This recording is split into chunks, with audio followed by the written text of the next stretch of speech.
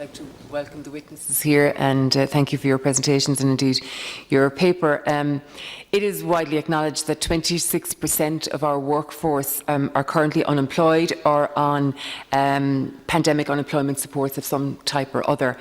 But from your paper I gather that you have three scenarios really have developed. Mild, which would be where conditions improve rapidly and there will be minimum impact. Central scenario where the confinement measures are eased but there is a lasting impact, and thirdly severe where there would be repeated lockdowns and wider financial distress obviously as a consequence.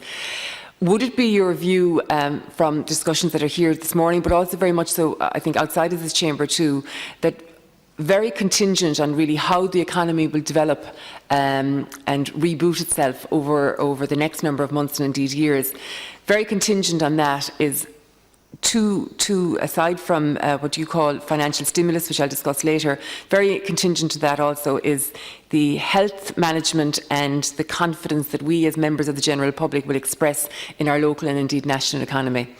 In other words, if we don't manage the health aspect, and it is a health crisis at the end of the day, if we don't manage the health aspect of it well enough, we will be looking at scenario 3, which is the severe one, repeated lockdowns, huge financial impact, so on and so forth.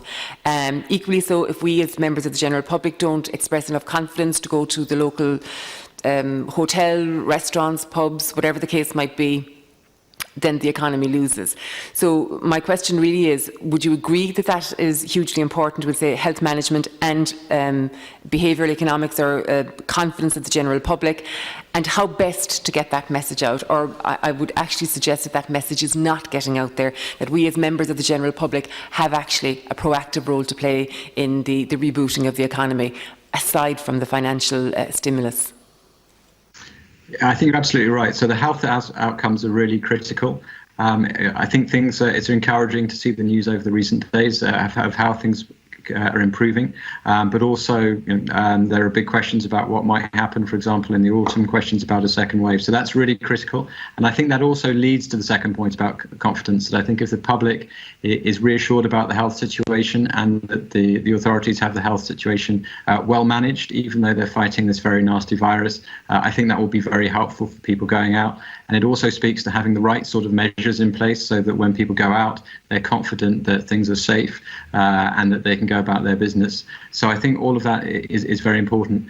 Beyond that, even conditional on the health outcomes, there is a lot of uncertainty about what the economic outcomes will be. We've discussed, for example, about SMEs. It's actually quite difficult with the kind of data that as economists we look at all the time to know exactly what the state of the SMEs is and how that will recover. And it's obviously difficult as well to know in this unprecedented crisis how households are going to, how people are going to respond to all of this. So I think the confidence aspect is very important, and I think the more the public authorities can do to on the one hand manage the health situation properly, but also restore this confidence and get things moving again, I think it's very important. And part of that is probably about having a plan for the medium term as well, not just how we get out of the crisis, but a vision for where the economy is going to go. For example, with issues like climate change and pensions that otherwise might hang over people as a cloud, not knowing where things are going to head. So I think having a good, credible plan about that is also helpful to people in terms of their economic decision making. I would agree with you. I think clarity at the end of the day in itself breeds confidence.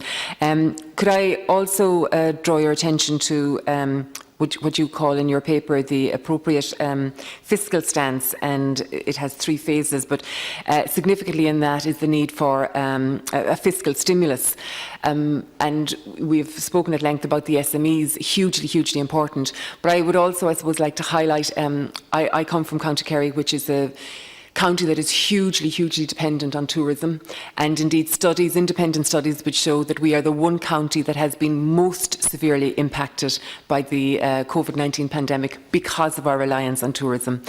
And I would just ask your view on the fact that a county like Kerry, particularly from the tourism point of view, a county like Kerry needs a particular financial stimulus, a particular package on the basis that it is the county that has been the most impacted. Number one, just your view on that. And number two, have there been any studies in terms of the whole impact on tourism and what that means for the tourism economy, both to a county like my own County Kerry and indeed nationally for other counties as well? So on tourism, we know it's a very important activity across Ireland. I don't have any specific studies that I can share with you in mind, but I think you're very right on the regional aspect being an issue. It's very different in an area where, like Kerry, where a lot of people may be negatively affected because of tourism. It'd be very hard for them to get a job in another activity because that's basically so important to your economy.